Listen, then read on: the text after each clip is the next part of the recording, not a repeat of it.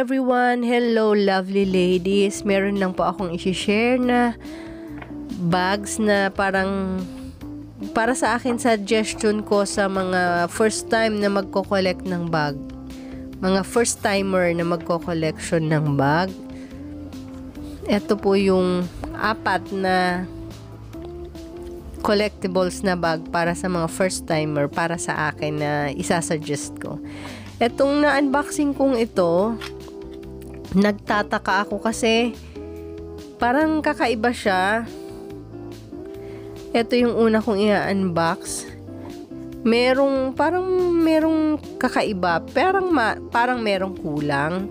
Naninibago ako. Pag ganun pala pag bibili ka dapat kabisado mo yung lahat ng details ng bag kasi pag hindi mo siya mahahanap agad kung ano yung kulang.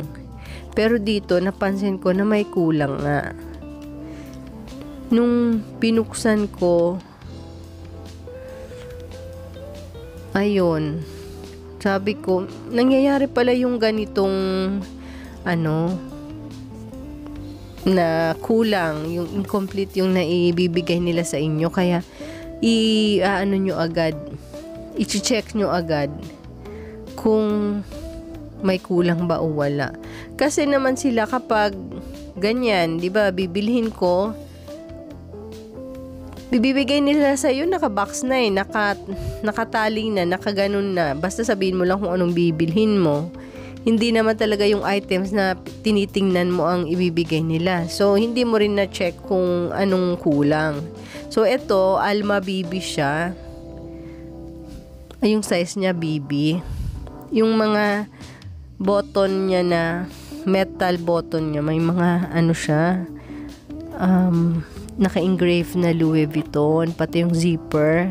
Authentic po ito yung mga original na binibili talaga sa boutique. Tapos nung nasa labas pa lang, parang nanibago ko. So baka sabi ko baka nasa loob. Ito, pinapakita ko yung strap niya. Meron din siyang mga naka-engrave na Louis Vuitton sa metal portion niya. Tapos ayan, makikita nyo itong lagayan ng lock. Walang laman. Sabi ko, ba't parang baka ako nasa loob lang. Ito din, lagayan to ng susi. Wala ring laman. So, sabi ko, ba't ganun? Nagtaka na ako. At pagkatapos nito, na na-find out kung ganyan, pumunta agad kami sa LV. Hello, eto nga, bumalik kami sa LV.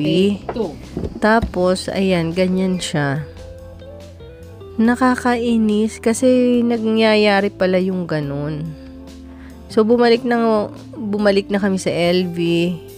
Sinabi ko na merong kulang. Kasi yung nag-assist sa akin, bago. So, ayan, nilagay na niya yung yung lock at saka yung susi. Ayun. Ayan ang kulang kanina. So, dapat pala aware ka talaga.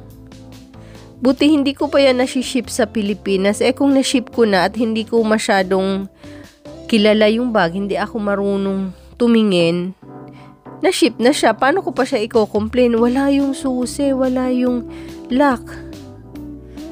Yung wala yung niya, hindi ko na siya maiko-complain. Kailangan pang ibalik ulit dito. Dapat makabalik bago mag 1 month.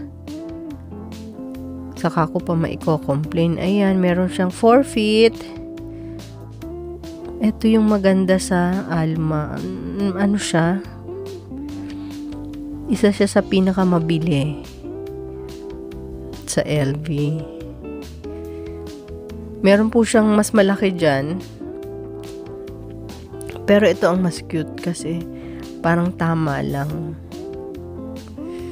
Ayun. Yun. Doon nakalagay ang susi. Ganun. Tapos binuksan ko yung lock. Yan. Para lang i-check ko ulit kung compatible ba yung lock at saka yung susi. Okay naman. Ayan.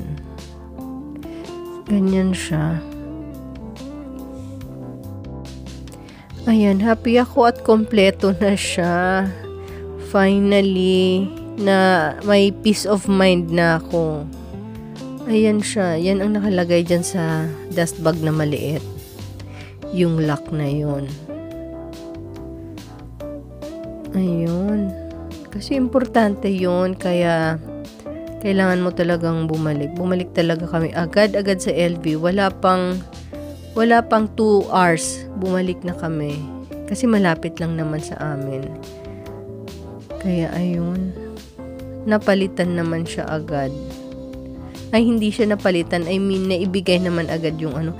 Kasi nung chinek nung sales assistant, meron ngang, ibig sabihin, merong sobra doon na susi at saka lock. Kasi hindi naman siya nagsabing, oh, meron yan.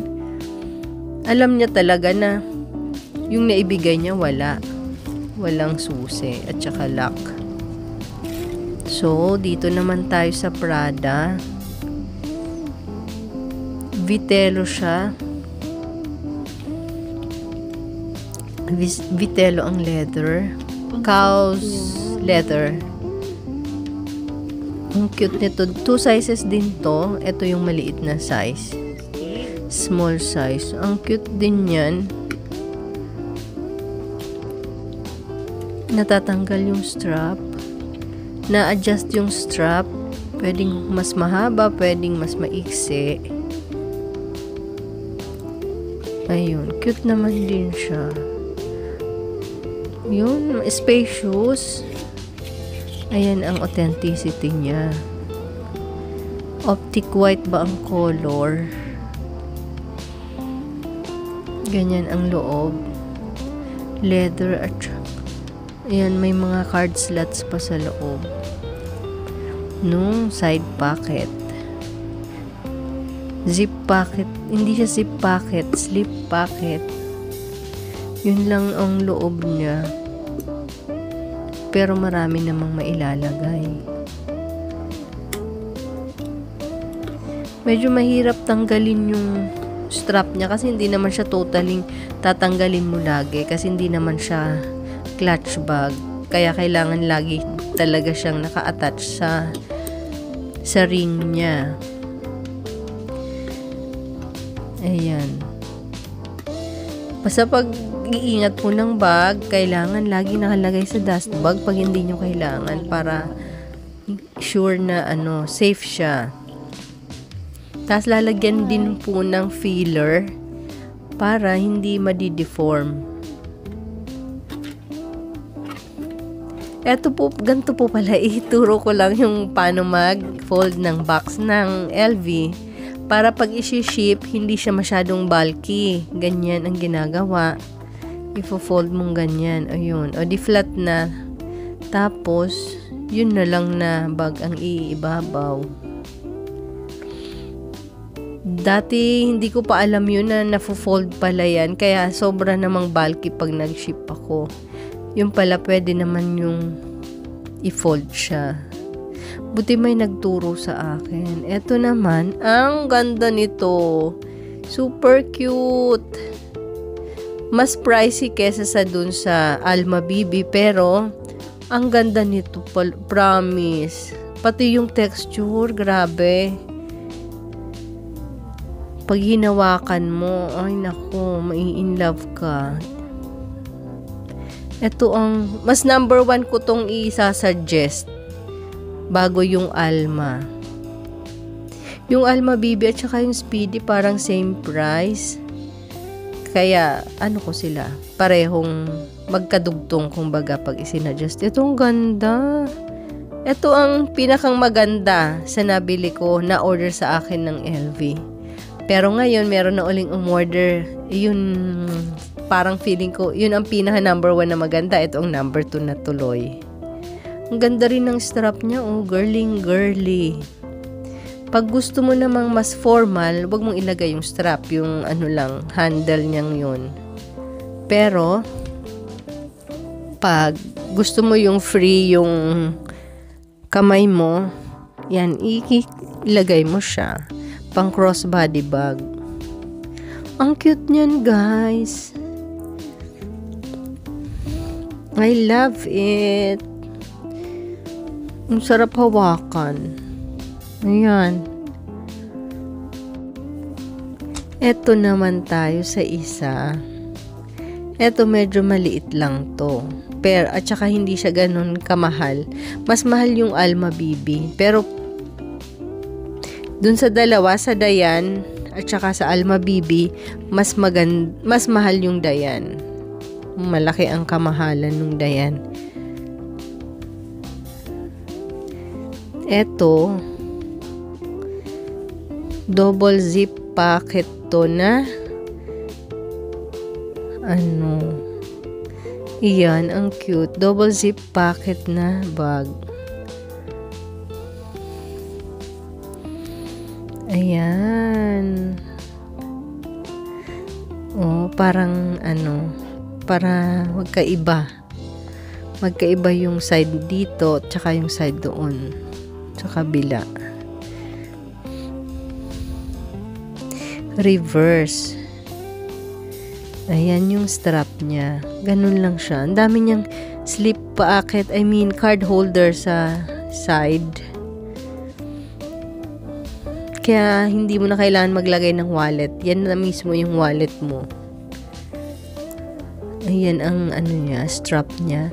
Merong mga naka-engrave na Louis Vuitton. Ang cute din ito, guys. Kung medyo medyo tight ang budget, eto na lang. Kesa sa yung Alma, Bibi, at saka yung Speedy. Ayun. Eto medyo mas mura ng konti compare doon. Kaya eto yung pag medyo kulang pa sa budget, eto lang muna. Ayan.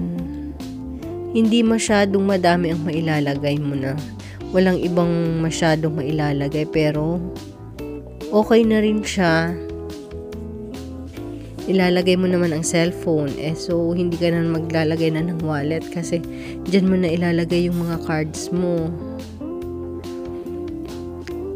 Kahit dalawang cellphone. Kaya lang, hindi ka na makakalagay ng iba pa. Tubig. Hand sanitizer, hindi na siguro. Ayan, ang side niya. Ito yung Alma Bibi. Ayun. Thank you for watching, guys. Ito, ang ganda rin nito, guys. Ladies. Ayun, ganda. Thank you po for watching.